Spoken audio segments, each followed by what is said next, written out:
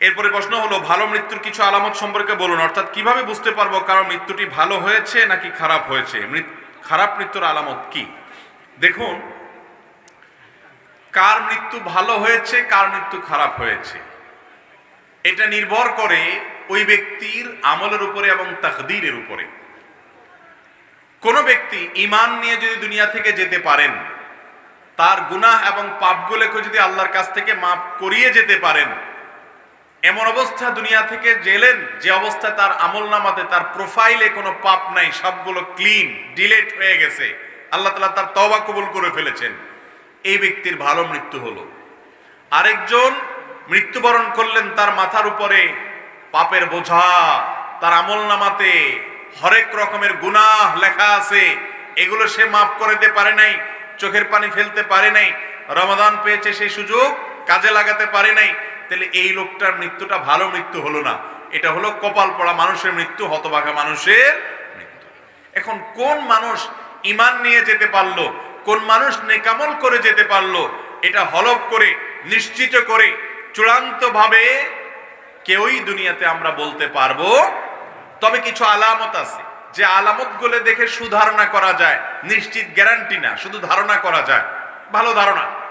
অতএব সেই ধারণাগুলোর কথা আমরা জানতে পারি। যেমন, যদি কারোর মৃত্যুর সময় তার মুখ থেকে কালিমাতুশ শাহাদা বের হয়ে যায়, কালিমা পাঠ করতে করতে দুনিয়া থেকে যায়, তাহলে এটা একটা ভালো আলামত যে লোকটার ঈমান নিয়ে যাওয়ার তৌফিক নসিব হলো, সে ব্যক্তি তওবা করে যেতে পারলো।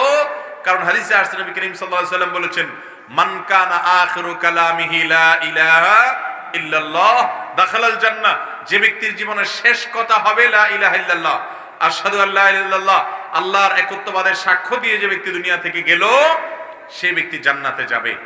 এই হাদিস থেকে বোঝা যায় মৃত্যুর সময় কিছু মানুষ আছে, দেখবেন কালিমা পাঠ করতে করতে চোখটা বন্ধ করে, আছে না নাই?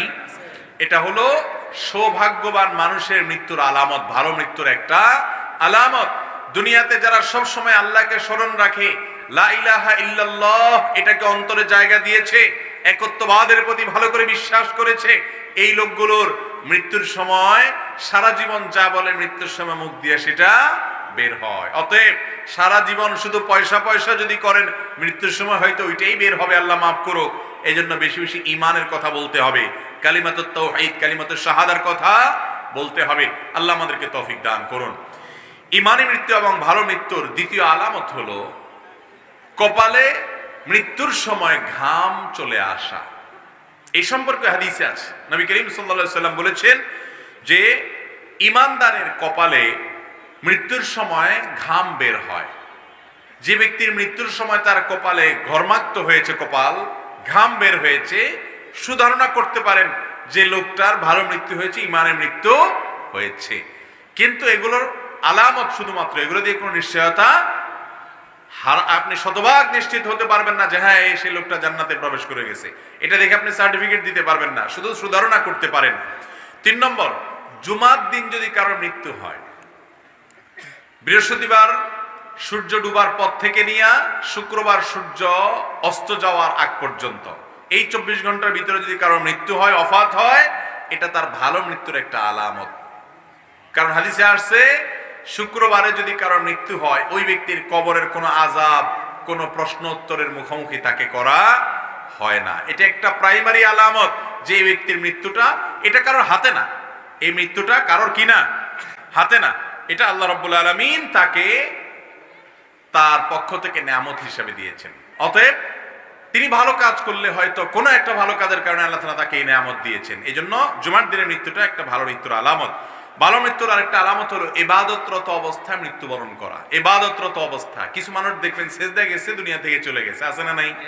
রুকুতে গেছে আর উঠে নাই, আল্লাহর রাস্তায় জিহাদ করছে, এই অবস্থা দুনিয়া থেকে চলে গেছেন, এটা হলো আলামত ভালো মৃত্যুর।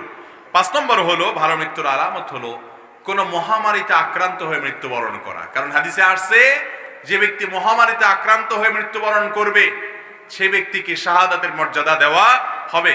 এরকম মহামারীর পাশাপাশি আরো কিছু মৃত্যুকে নবী করিম সাল্লাল্লাহু আলাইহি ওয়াসাল্লাম শাহাদাতের মৃত্যু বলেছেন। পানিতে পড়ে, পানিতে ডুবে, আগুনে পুড়ে, কোন গাড়ি বা কোনো কিছুর নিচে চাপা পড়ে আকস্মিক যে মৃত্যুগুলো হয়, এগুলোকে শাহাদাতের মৃত্যুর কথা বলা হয়েছে।